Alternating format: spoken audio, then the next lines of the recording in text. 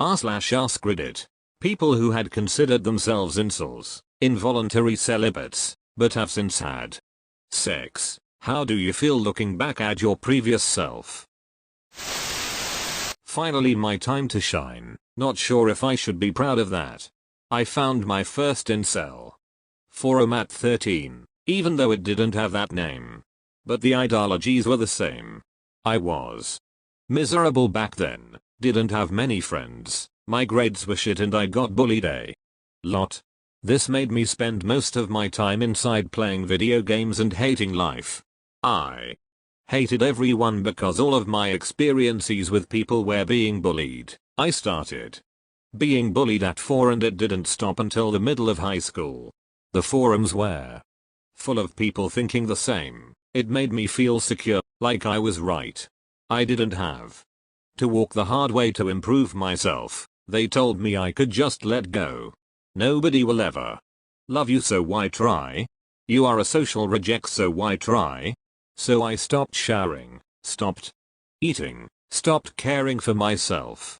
I let myself go because these groups told me no matter how hard you try, you will fail. I became jealous of people being more popular than me. Jealous of my sister because she was so pretty and accepted herself. She had a boyfriend. But all girls hated me. At the time I didn't see that. Would I have just showered girls? Wouldn't have been disgusted by me. I hated immigrants, gay people, women, handsome guys. Everyone I saw as more accomplished than me. It was a hard time getting out of this mindset, but eventually I made it. Turned my grades around, made some friends and went to therapy. I even have a boyfriend now. Oh, the irony. When I see incels or people like that, I just can't hate them. They are in pain and struggling and need help. Depression is one hell of beast and some people lash out in anger. So when I look back at my old self, I really just want to give him a hug and tell him everything is going to be okay. Edit. Sorry for any spelling or grammar mistakes. Do feel free to point them out. I'm dyslexic. I was a sister in a similar situation, 6 years older, so by the time my brother began to live in his video games and cave-like room I was already in college. I remember him saying things about women not liking him, but they liked the assholes but not the nice guys like him. I did the typical sister thing and told him just to ignore girls if they like someone else and see if other girls like him. High school is tough. One of the girls he dated dumped him and burned his fedora. This was usually over phone conversations since I was moved out. He went through some really hard times, chronic genetic illness and missing school. I think that's what changed him. Now he has the most adorable sweet girlfriend and has more humble and mature than I've ever seen him. He did date men as well, but landed on the gem of a lady he's with now. She's even really into video games with him.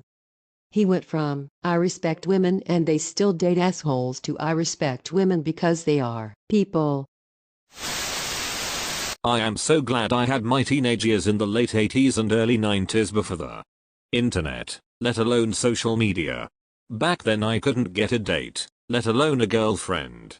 I was, to be fair, hardly a catch, suffering from persistent depressive disorder, foreman, orderly queue ladies, and just generally having problems adapting. I was acknowledged to be a bit weird.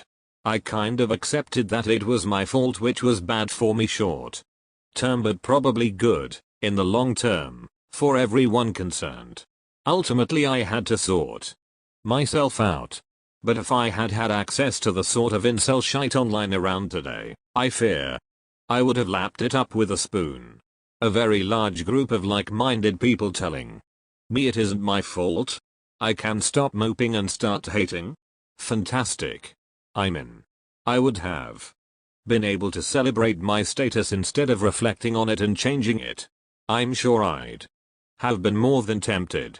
Social media has eroded, even destroyed, the concepts of privacy Gen X and before took for granted.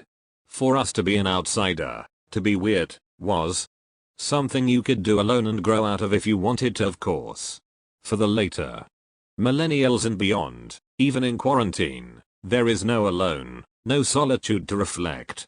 Everything seems to be out there looking for likes and other forms of validation my adult mid-40s brain can't comprehend. Incels are a form of social validation that could not really have existed before social media. To get a network like that going would have been logistically and technically impossible on a scale beyond small outsider cliques in secondary schools. Now they are a movement. I somewhat pity incels because, but for 20 or so years, I could have been one of them. I was raised by incredibly cruel people, my aunt and grandmother. They had me absolutely convinced that I was very ugly, pathetic, and just a total loser. They even hinted that I'd be better off gay, as if it's a choice, because I didn't have a shot with women.